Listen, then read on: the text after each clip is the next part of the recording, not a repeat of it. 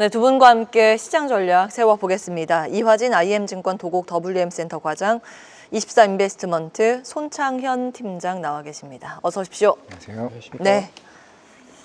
참, 이 관세가 원래는 이 정도 수준은 아무도 예상했지 못했기 때문에 이거 뭐 기반영됐다라고 얘기하기도 민망한 그런 수준입니다. 이거 어디까지 갈까요, 과장님? 물론 그렇죠. 이제 어제만 하더라도 상호 관세 한 20% 아래까지 시장에서 예측하는 이제 모습이 나왔었고, 물론 오늘 이제 수급 쪽으로 체크를 해봤을 때는 전체 이제 외국인 수급에서 이제 특히 제조업 쪽에 이제 한 7,000원 정도 이제 매도세가 이제 나오고는 있는데, 그 중에 이제 전기전자가 한 5,000원 정도 이제 매도세가 나오고 있습니다. 이제 그렇다는 거는 물론 이제 우리가 4월 9일 이전까지 상호 관세와 관련된 뭐 협상에 대한 부분들 아직은 여지는 남아 있겠죠. 물론 이제 재무장관 베센트 장관도 계속 꾸준히 얘기를 했던 거는 여기서는 어느 정도 최고치에 대한 제시를 했었던 거고, 분명히 일단 충분한 그 협상에 대한 여지를 두고는 있습니다. 물론 이제 우리나라가 추가적으로 협상할 부분들은 뭐 방위 분담비 인상이나 아니면 공장에 대한 이전들 뭐 여러 가지 대안책이 있을 거로 보고는 있지만은, 일단 오늘 시장에 대한 해석들은 특히 아까 베트남 관련된 46%의 관세에 대한 부담들, 특히 이제 IT 세트 쪽에 있는 디바이스에 대한 부품이나 여기서 베트남 생산 물량들이 워낙 이제 많다 보니까 그에 따른 수요에 따른 향후에 대한 밸류 가치에 대한 부분들이 조금 이제 추가적으로 하향될 수 있는 부분이 조금 부담으로 좀 작용하는 부분이 있는 상황이기 때문에, 물론 이제 다음 주 이전까지는 그 협상에 따라서 시장의 방향성은 충분히 이제 바뀔 수는 있다고 보이고 있기 때문에, 일단은 그 이전까지는 당분간 좀 지켜보는 흐름으로 가는 게 좀 좋지 않을까 생각을 하고 있습니다. 그 반도체 같은 경우에는 그 베트남 관세 안 받지 않아요? 연세에 들어와서 상호 관세? 물론 이제 우리나라 쪽에서는 수출하는 거에 대해서는 이제 상호 관세는 이제 반도체는 이제 제외되는 부분이고, 물론 이제 추가적으로 이제 그게 완제품으로 이제 들어가게 됐을 때 그 완제품에 따른 부품 관련해서는 어느 정도 이제 그런 관세와 관련해서 좀 부담이 좀 생길 수는 있는 부분이 있지 않을까. 왜냐하면은 결국에 가격 자체가 올라가는 거기 때문에, 그러면 반도체 이제 이런 왕성품에 대한 수요 자체가 어느 정도 가격에는 좀 영향을 미칠 수 있다고 좀 생각을 하고 있습니다. NH투자증권 분석처럼 완제품의 이제 소비 심리 위축으로 이어지면 거기에 들어간 반도체도 안 팔릴 거니 악재로 보는 것이 맞겠다, 이렇게 말씀 주셨는데, 팀장님, 그 가장 이제 우리나라의 타격이 큰 부분이 반도체하고 또 자동차이지 않습니까? 근데 자동차는 이 정도 수준이면 어떻게 봐야 되는 거예요? 일단 뭐 자동차는 이미 관세 부과가 결정이 됐기 때문에 추가적인 관세 부과는 없을 거라고 보고 있습니다. 하지만 자동차 단기적으로 현대기아차를 보시면 가격이 좀 많이 하락을 했어요. 뭐 거의 약 한 20%씩 하락을 했기 때문에 일단 가격 매력이 좀 풍부해졌다라고 볼 수가 있습니다. 그래서 기술적으로 봐도 뭐 10에서 20% 정도 빠지면 일단 저점 매수가 들어오는 경향이 많거든요. 그래서 오늘도 시장이 추가적으로 하락함에도 불구하고 상당히 좀 저점에서 잘 매수가 유입이 되고 있다라고 하는 건 좀 긍정적이라고 볼 수 있을 것 같고, 그러면 이게 이제 실적에 대한 부분이 단기적으로 꺼질 가능성이 높냐라고 보면 그것도 아닙니다. 왜 그러냐면 수출 데이터를 보시면 아시겠지만 3월 자동차 수출 데이터가 전월 대비했을 때도 1.2% 계속 상승을 하고 있는 상황이에요. 그렇기 때문에 이 관세 관련 이벤트로 하락을 했지만 이게 실적에 대한 부분으로 영향을 줄 수 있을지는 조금 더 기다려야 될 것 같다라고 볼 수가 있을 것 같고, 그리고 현재 뭐 전체 수출의 미국 24년 수출량을 보시면 한 143만 대입니다. 이게 51% 정도가 되는데, 이미 중장기적으로 미국 내 공장을 대체하려고 현대기아차는 많이 준비를 하고 있는 상황이다라는 것도 염두를 해서 보시면 좋을 것 같고요. 그리고 조지아 공장이 본격적으로 가동이 된다라는 것도 눈여겨서 보셔야 될 것 같고, 이제 하반기에 뭐 로봇을 이용을 한 그런 생산도 본격화된다라고 하면 생산과 더불어서 비용적인 측면도 좀 줄어들 가능성이 높다라고 볼 수 있을 것 같고, 여기에 이제 뭐 GM과에 대한 생산 협약 관련된 것도 좀 긍정적인 효과가 이어질 가능성이 높다라고 보고 있어서, 제가 봤을 때는 미국에서 좀 잘 팔리는 기종부터 먼저 선제적으로 판매를 할 가능성이 높다라고 보면 SUV 기종이 될 가능성이 높을 것 같고요.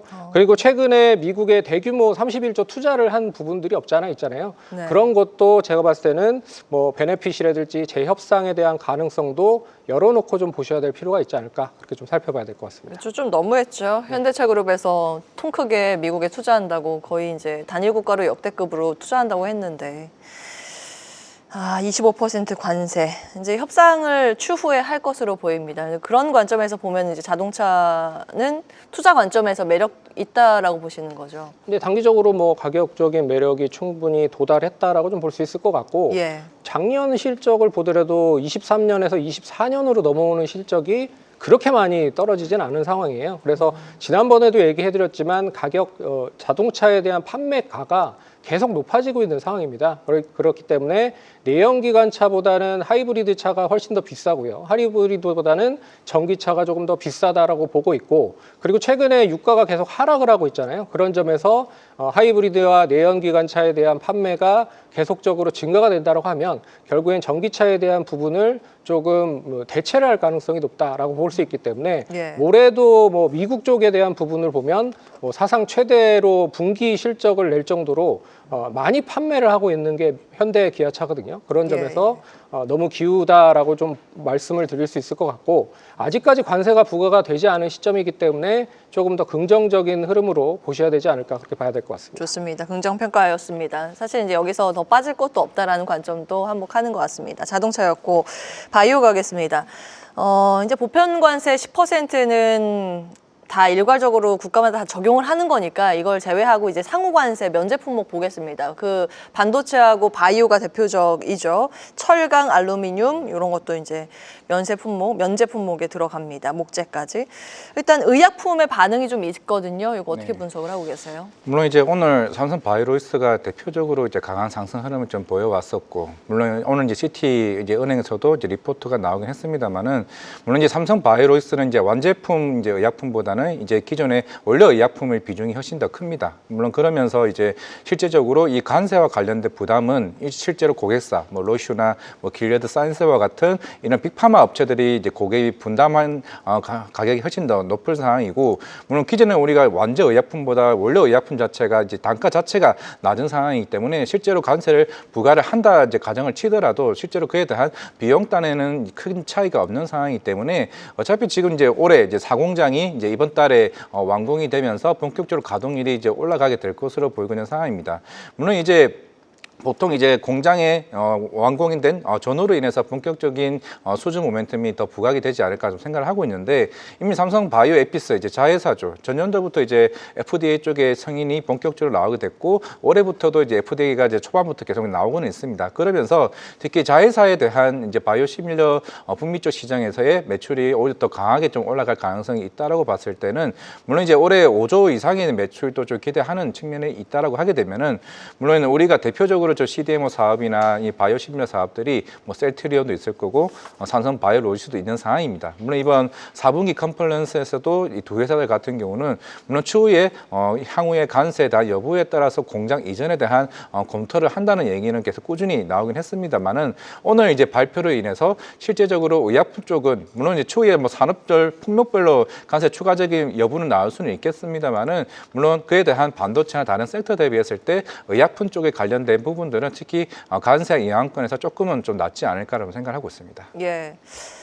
그러면은 삼성 바이오 로직스가 바이오 탑픽일까요? 혹시 교체하실 의향이 있으세요? 뭐 물론 최근에 뭐 알테오젠, 뭐 ABA 바이오도 뭐 여러 이슈들이 있는 상황이긴 하겠지만은, 물론 아직까지는 바이오 종목 중에서는 알테오젠이 뭐 탑픽이라 좀 볼 수가 있을 것 같고, 예. 물론 삼성 바이오로이스도 결국에는 오늘 주가가 그동안 하락에 대한 어느 정도 부담 요인들을 어느 정도 해소했다고 좀 생각을 하고 있습니다. 결국에는 이제 4공장 완공되고 결국에는 5공장 향후의 추 목표 스케줄 자체가 로드맵이 나오게 된다라고 하게 되면은, 그럼 우리가 예상했던 32년까지 8공장 계획들이 본격적으로 나온다라고 가정했을 때, 물론 조만간 또 추가적인 공급 계약 이슈가 나오게 된다라고 하게 되면은 또 한번 120만 이상의 또 주가도 충분히 탈환할 수 있는 부분도 있다고 생각하고 있습니다. 네, 두 분께 섹터 전략 조금 더 여쭤보고 싶습니다. 일단 관세 무풍지대라고 알려져 있는 조선방산, 미디어 엔터 등의 시세가 시장 대비 그래도 견조합니다. 그래서 여기에서 기회를 모색해 볼 만한 부분이 있는지 먼저 팀장님 체크해 주세요. 제가 봤을 때는 이제 관세에 대한 뭐 역발상 투자라고 좀 생각을 해보면, 뭐 여러 가지가 있겠지만 결국엔 뭐 이 관세에 무관할 수 있는 그런 사업이냐라는 거를 보셔야 될 것 같습니다. 그래서 뭐 소프트웨어나 그리고 엔터테인먼트 쪽 관련돼서는 무형 자산이기 때문에 결국은 관세를 매기기가 좀 쉽지 않다라고 좀 보셔야 될 것 같고요.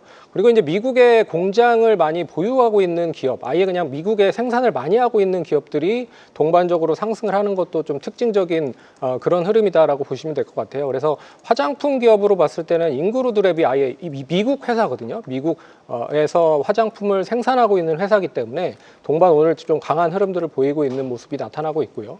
그리고 또 매출 구성이 아예 그냥 미국 쪽에는 좀 적고 다변화에 대한 품목이 있다라는 것도 좀 좋은 그런 흐름이라고 좀 볼 수 있을 것 같고요. 그리고 이제 미국 관세와 아예 별개로 내수 기반으로만 뭐 전문적으로 생산을 한 기업이거나 양산을 하고 있는 기업들이 좀 수혜가 될 가능성이 높다라고 볼 수 있을 것 같아서 뭐 엔터 쪽에도 뭐 이런 쪽에 관련된 종목들이 있고 그리고 또 뭐 여러 가지 기업들 게임 회사들도 마찬가지죠. 그런 점에서 이런 거를 좀 역발상 투자로 관심 있게 보시면서 대응을 하면 좀 좋은 투자 아이디어가 될 수 있지 않을까 그렇게 좀 살펴봐야 될 것 같습니다. 예, 또 다른 이제 관세 무풍지대 확장해서 보면 볼만한 부분은 내수 방어주들이지 않을까 싶습니다. 관세로 인해서 인플레이션을 유발하면 그것을 제품 가격에 전가시킬 수 있는 업체들, 우리나라 대표적으로 뭐 농심, 오리온, 오뚜기, 삼양식품 같은 기업들이 있는데 가격 결정력을 가지고 있는 기업들이죠. 이거는 또 기회 요인이 될 수 있을까요? 그렇죠. 보통 이제 우리나라 이제 음식료 업체들이 영업이익률이 사실 굉장히 뭐 크지는 않습니다. 뭐 2%, 5%대인 상황이긴 하겠지만은 특히 사양식품이 이제 전년도에 20% 이상 이제 영업이익률이 올라오게 되면서 그만큼 실적에 대한 기대감은 올라오겠죠. 물론 이제 사양식품은 라면이나 스낵 가격을 동결을 하긴 했습니다. 대신에 여러 이제 빙그레나 오리온이나 농심 같은 경우도 가격을 5%에서 10%까지 올리게 되면서 그만큼 원자재에 대한 가격 부담 자체 요인들을 어느 정도 희석시키면서 결국에는 자체에 대한 가격 자체가 이제 비탄력적으로 올리면서 그만큼 실적에 대한 베이스 자체를 상향시키는 부분이 있는 상황이기 때문에 물론 이제 내년부터 사양식품 같은 경우도 중국 공장 이제 증설에 대한 모멘텀도 있을 거고 특히 올해 같은 경우는 최근에 빙그레가 가장 주가적인 측면에서 굉장히 긍정적인 요인들을 보여왔는데 물론 전년도 같은 경우는 실제적으로 전 세계적으로 날씨가 굉장히 무더웠던 그런 환경이 굉장히 북받쳐 왔었고 물론 올해까지도 4월에서 한 11월까지는 여름 기간이 굉장히 확대될 수 있다는 요인들이 나와주고 있기 때문에 만약 이번 1분기 실적 발표 빙그레 좀 긍정적으로 나오게 된다라고 하게 되면은 좀 음식료 섹터에 대한 조금 희망찬 모습도 나올 수 있다는 말씀드리겠습니다. 예, 숫자에 대한 기대감까지 체크해 주셨습니다. 자, 마지막 질문 두 분께 드리겠습니다. 이번 주 굉장히 이제 다양한 일정이 소화가 예정돼 있습니다. 내일 탄핵 선고도 앞두고 있는 그런 상황이고 다음 주는 바로 삼성전자 실적 발표가 있기 때문에 주간 단위 전략을 좀 세워주시면 좋을 것 같습니다. 다음 주 팀장님 어떻게 해야 될까요? 원체 빠른 이제 수단매가 좀 형성이 되고 있는 상황이기 때문에 매매를 한다라고 하면은 단기적인 트레이딩 관점으로만 보시면 좋을 것 같고요. 그리고 이제 뭐 아직까지도 이 관세 관련된 발효가 완전히 끝난 게 아닙니다. 그렇기 때문에 보수적인 관점으로 좀 보면서 일단 4월 9일 날 관세가 마지막으로 어떻게 다 해결이 되는지를 끝까지 보시면서 대응하는 게 좋을 것 같다. 라고 말씀드리겠습니다. 네, 지금 유튜브 채팅창에 우리 시장이 그나마 너무 싸서 덜 빠진다 이렇게 글을 남겨주시고 계십니다. 니케이 지수가 3% 급락하는데 코스피는 1% 미만의 낙폭으로 축소하고 있으니까요.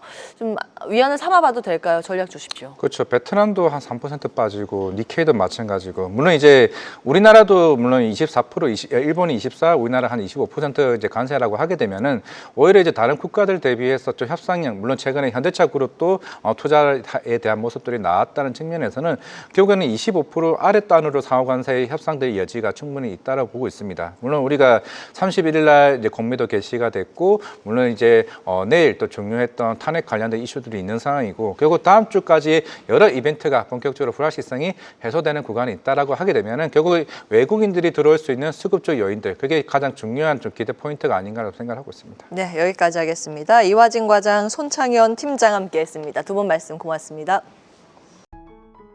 계속해서 다양한 경제 이슈를 알고 싶다면 구독과 좋아요, 알림 설정 부탁드립니다. AI 캐스터 권미정이었습니다.